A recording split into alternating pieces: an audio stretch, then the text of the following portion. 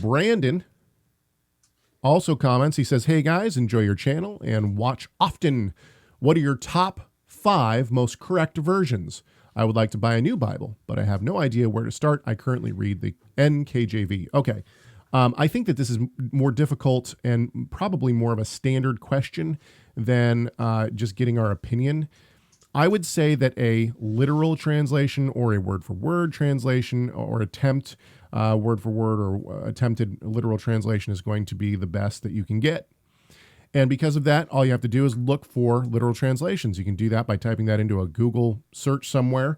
And ultimately, the 5 literal translations, there are others, and actually, let's be honest, the KJV is a literal translation. The NKJV is a literal translation. We'll talk about why it's not in my top 5 list, but that's in just a few minutes. So the top 5 that I have down are the NASB, ESV, RSV.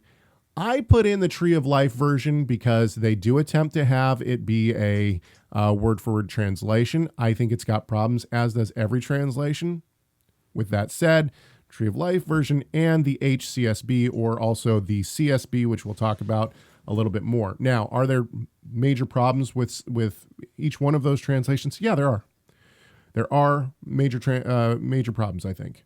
But you're going to get that in any translation. What are the worst translations? Well, one thing I noticed on the Bible.com, they don't have the New World Translation.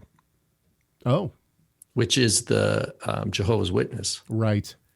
Nor do they have the Mormon. I think the Mormon Bible, has some modifications of the KJV, doesn't it? Well, I think the Mormons released their own version of the KJV. It's modified. They did. It's not, but the text itself is not modified. It just comes with Joseph Smith's notes.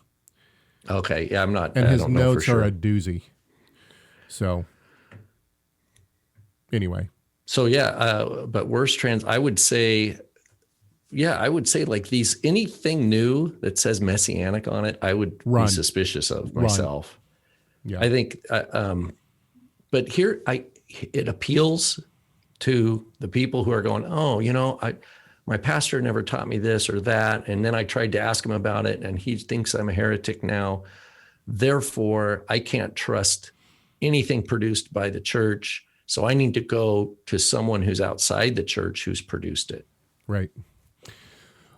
So Unashamed of Jesus asks, what are your thoughts on the Textus Receptus? Well, we can talk about that. I think that Wallace is probably much better you can go and hear, I've even interviewed Dr. Wallace and asked him about the Textus Receptus.